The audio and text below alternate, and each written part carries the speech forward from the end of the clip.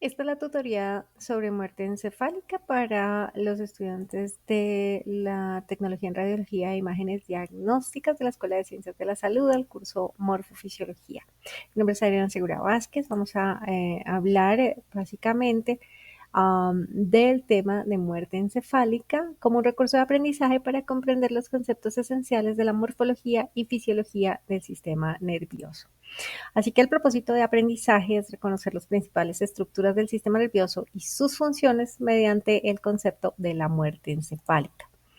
Ah, para hablar sobre este tema, pues básicamente tenemos que entender que la muerte, desde el punto de vista médico, es en todos los casos el cese permanente de las funciones del encéfalo como un todo.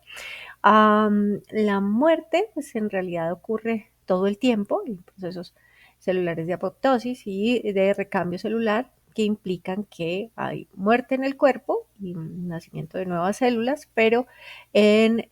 términos médicos, cuando hablamos de la muerte del individuo, nos estamos refiriendo a ese cese de las funciones del encéfalo que se determina mediante criterios cardiocirculatorios o criterios neurológicos. ¿A qué me refiero? Cuando hablo de criterios cardiocirculatorios, estoy hablando de lo que comúnmente conocemos como el cese del latido cardíaco, que se trata de recuperar mediante la reanimación cardiopulmonar, que es de todos conocida y que se practica en los entornos hospitalarios cuando un paciente deja de tener pulsaciones, latido cardíaco, y se intenta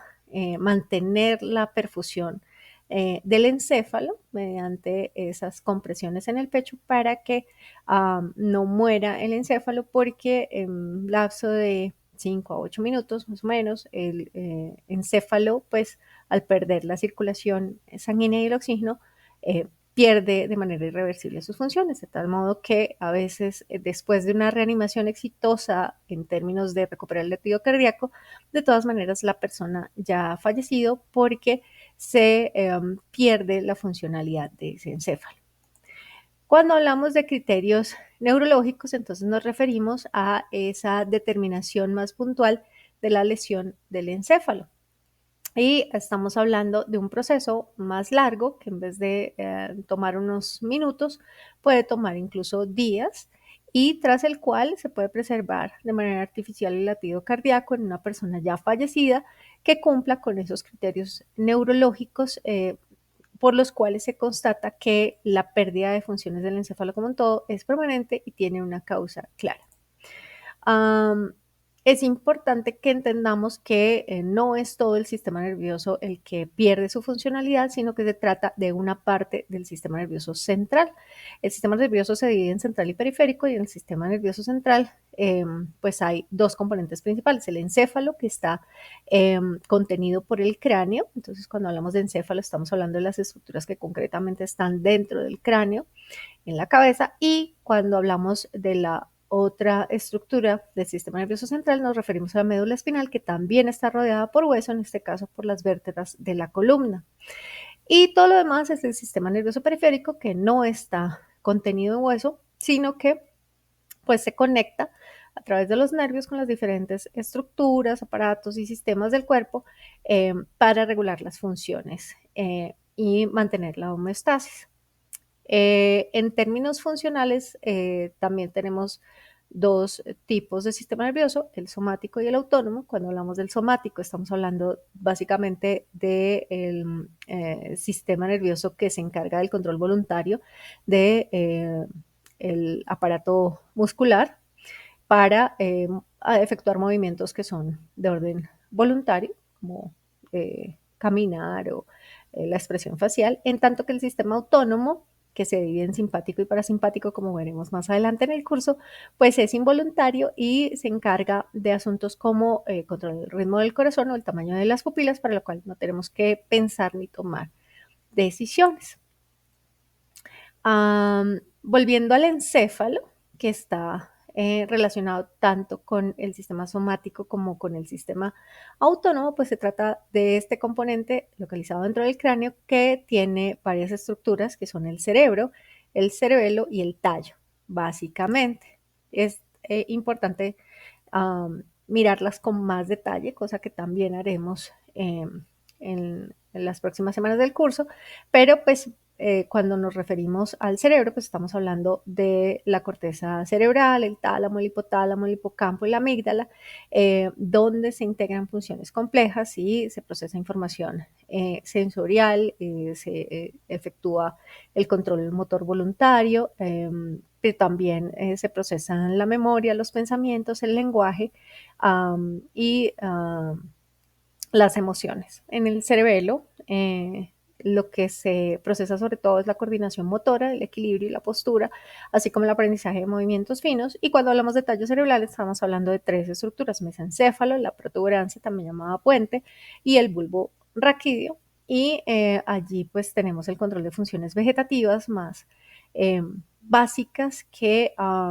tienen que ver con los reflejos de tallo, por una parte, y por otra parte con el control de funciones vitales automáticas como la respiración, el latido cardíaco. Sabiendo esto, podemos entender que cuando hay una pérdida irreversible de las funciones del encéfalo como un todo, pues tenemos una inviabilidad de la vida de manera autónoma y el soporte artificial se hace indispensable para mantener el latido cardíaco, mantener la respiración, porque ya no hay una torre de control, un encéfalo que se haga cargo. ¿Por qué pasa esto? Porque el encéfalo, al estar contenido en el cráneo, pues generalmente está muy protegido por esa capa de hueso dura que lo recubre, pero también cuando lo sufre una lesión, por un trauma, por un sangrado interno, pues lo que sucede es que se inflama, igual que se inflama cualquier parte del cuerpo, pero en vez de tener un espacio para expandirse, casi como cuando nos golpeamos un cachete y se nos inflama, pues el cerebro lo que hace es inflamarse hacia adentro y coger el espacio de sus propios vasos sanguíneos, y se produce también una tendencia a herniarse, que es buscar la salida por el agujero magno, que es el que lo conecta con la médula espinal, con lo cual se queda sin circulación de oxígeno suficientes, y tal como ocurre con la parada cardíaca, pues el cerebro en corto tiempo, el cerebro, el cerebelo y el tallo dejan de funcionar de manera irreversible. Y eso es lo que configura un cuadro de muerte encefálica. Los criterios neurológicos pues son la evidencia clínica, una causa clara de que hay un mecanismo que ocasiona esa muerte encefálica, con apoyo de una imagen diagnóstica, la ausencia de los reflejos de tallo, la ausencia de la respuesta al dolor y la ausencia de respiraciones espontáneas. Sin embargo, en estos pacientes, como la médula suele estar indemne, no se ha lesionado, pues persisten los reflejos medulares. Son reflejos que no tienen que integrarse a nivel encefálico, sino que se procesan en la médula rápidamente, y por eso, entre otras cosas, es un médico especialista el que examina neurológicamente al paciente para constatar que sí cumple con los criterios de muerte encefálica y que lo que está presentando no es un reflejo medular, sino una respuesta al dolor, para constatar que está vivo o lo contrario. Y se pueden requerir pruebas confirmatorias, sobre todo en población pediátrica o en pacientes que por una u otra causa no se puede constatar alguna de las otras condiciones, como por ejemplo la respuesta a los reflejos de tallo, algunos de los reflejos de tallo por un daño estructural, o las respiraciones espontáneas porque el paciente tenga una condición que impida hacerle a una prueba que conocemos como test de apnea, que nos permite constatar que no hay respiraciones espontáneas en ausencia de la ventilación mecánica.